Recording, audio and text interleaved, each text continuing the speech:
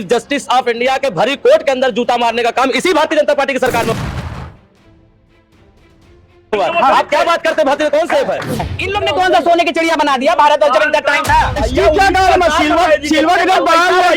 76% जनता क्या रोज TV fridge AC खरीदती है? नहीं, लेकिन हिंदुस्तान की 90% जनता रोज दाल चावल घी तेल मसाला खरीदती है। क्या उस पे जीएसटी का स्लैब कम हुआ?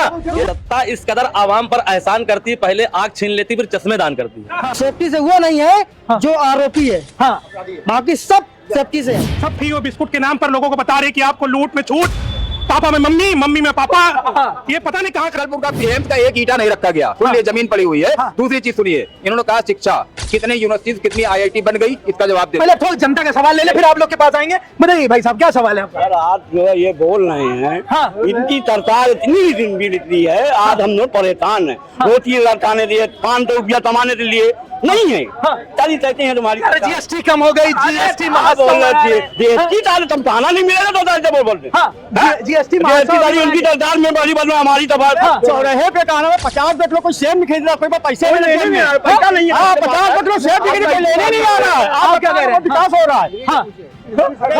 जीएसटी महोत्सव मनाया जा रहा है। जीएसटी का सिल्वर का बढ़ा दिया गया, नहीं रुको, जीएसटी का सिल्वर का रेट वही बढ़ा दिया गया, कुकर का बना दिया, जीएसटी हटा दिया गया। ठीक है, और बताइए आपका क्या सवाल है? बाहर है आप लोग। हमारा प्रश्न भारतीय जनता पार्टी से है कि 2017 में भारतीय जनता पार्टी जो जीएसटी लेके आई, जिसको कि उस समय सत्ता पक्ष विपक्ष गब्बर सिंह टैक्स के नाम से कह रहा था, और रोज हर आदमी पेट्रोल भराता है, और उस समय उसको जीएसटी के दायरे में लाके लोगों को कहता है कि लोग हम इसके जीएसटी में दायरे लाएंगे, तेल 40 रुपए लीटर बिकेगा। 8 साल लूटने के बाद अब भारतीय जनता पार्टी गली गली टॉफी और बिस्कुट के नाम पर लोगों को बता रही कि आपको लूट में छूट, पापा में मम्मी, मम्मी में पापा। ये पता नहीं कहां से किए, खुद भी सत्ता पक्ष है खुद भी विपक्ष है। ये इसका उत्तर दें, जवाब दें। जीएस से ये क्यों आप एक बार इसी को लागू करते हैं और आप खुशी मना रहे हैं? मतलब 8 साल जो जीएसटी के नाम पे लूट हुई है, जो गब्बर सिंह टैक्स जो लागू किया गया था, उसके बाद 8 साल के बाद बैक क्यों किया गया? वो पैसा कहाँ गया? अच्छा मैं फिर कह रहा हूँ, जब जीएसटी लागू हुआ उस समय जो सरकार का विजन था, हमें लगता था कि अर्थव्यवस्था को हम ऊंचाई देंगे। हमने काम किया, विकास के ऐतिहासिक काम किए। जनता यहाँ खड़े हो गए, आज हादसा का विरोध कर रही है। ये अडानी का हुआ है, रुक जाइए और जनता का विकास नहीं हुआ है। ये चंद उद्योगपतियों को से विकास करने वाले प्रधानमंत्री है, के हित में कोई काम नहीं किया है। चोरी की सरकार बना के ये देश को जनता को लूटने का काम किया है। बताइए आप मना स्थिति से अवगत हो। आज हमें लगा कि जो हमने अच्छे काम के लिए निर्णय, हमने आप फिर याद दिला रहा हूँ, किसान आंदोलन में पहले जनता का जवाब दिया। रुक जाइए, पहले जनता के सवाल का जवाब दीजिए। यहाँ पे पहले जीएसटी पे जवाब नहीं रहा हूँ, मैं बात उसी पे आ रहा हूँ। नहीं, डायरेक्ट जवाब दीजिए ताकि और लोग का सवाल ले। यहाँ पे जितने लोग खड़े, लेकिन हमें अपेक्षित परिणाम जब नहीं मिला तो हमें लगा कि नहीं, हमें इसमें और सुधारात्मक काम करना। गलती किया आपने। सुधारात्मक कह रहा हूँ, गलत नहीं, विड्रॉ नहीं किया। कैसे और बेहतरीन तरीके इसको कर सकते, ये हमने किया। पहले 2 बोतल खून निकाल रहे थे, 1 बोतल निकालेंगे। देखिए जीएसटी पे एक शेर याद आ गया इनको देखे कि आवाम इस कदर, सत्ता इस कदर आवाम पर एहसान करती, पहले आग छीन लेती फिर चश्मे दान करती।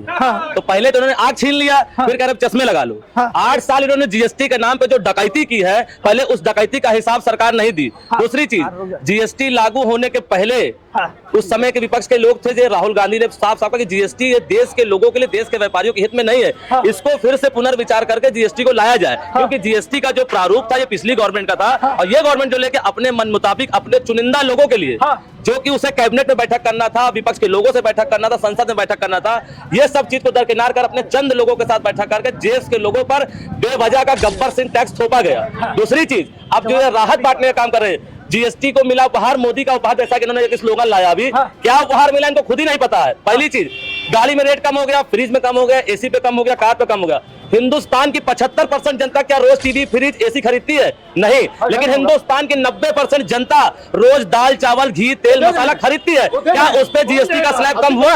ये सवाल भारतीय जनता पार्टी से। देखिए कितने बड़े नाटकबाज हैं ये दोनों। अच्छा, नाटकबाज पुराने सुन लीजिए, पुराने यूट्यूब पे सारे वीडियो पड़े हैं। कांग्रेस ने जैसे सोने की चिड़िया बना दी, जब इनको 60 साल का राज मिला था तो इन्होंने महंगाई कम कर दी थी, शिक्षा फ्री कर दिया था, स्वास्थ्य फ्री कर दिया था, इनकी जब सरकार थी इन्होंने सब फ्री कर दिया था। पुराने वीडियो मोदी जी के भी पड़े, जीएसटी का विरोध कर रहे थे। मेरी बात सुनिए। तो वही सुधारात्मक जो बात बड़े भाई ने कहा कि कुछ चीजें निर्णय होते हैं, अगर उसमें कुछ चीजें गलत निकल के आती तो सरकार निर्णय लेती है कि हम कैसे ज्यादा बेनिफिट लोगों तक पहुंचा सके, आम जनता तक, सभी लोगों तक, है ना। तो वो सुधार करने के लग गया है। इन लोग ने कौन सा सोने की चिड़िया बना दिया भारत, और जब इनका टाइम था क्या आप भी और सुधार कर सकते थे ना, आपने क्यों सुधार नहीं किया? हिंदुस्तान का जो सबसे महत्वपूर्ण 10 साल था वो मनमोहन सिंह की सरकार में था। उस समय आप देखिए कि हिंदुस्तान की अर्थव्यवस्था कहाँ भी थी और आज कहाँ पर है। आज देखिए कहाँ पर अर्थव्यवस्था है। मनमोहन सिंह का काल तो हिंदुस्तान के इतिहास में सबसे अच्छा में लिखा जाएगा कि उन्होंने किस खूबसूरती के साथ हिंदुस्तान को, तुम मनमोहन को भाजपा मोहन कहती है, बोला ही नहीं। भैया मोहन के उन्होंने हिंदुस्तान को आगे बुलाया और एक ऐसा बोलने वाला आया कि किसी को बोलने का मौका ही नहीं दिया।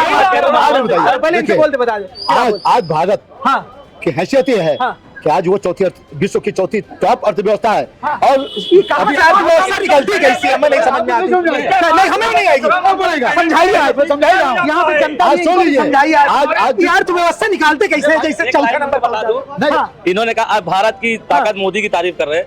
आज एक परिवार में बिल्कुल करेंगे भाई, देश के प्रधानमंत्री करना चाहिए। एक परिवार में अगर दो भाई का झगड़ा होता है, अगर बगल का पड़ोसी उस घर में समझाने जाता है, इसका मतलब कि वो दोनों भाई कमजोर, उनके परिवार में कहीं ना कहीं आपस में बहुत ज्यादा कमजोरी, दोनों में कोई कम्युनिकेशन नहीं है। अगर पड़ोसी या सामने समझाने जाता है, इसका मतलब कि दोनों बेकार हैं या खुद नहीं समझना चाहते।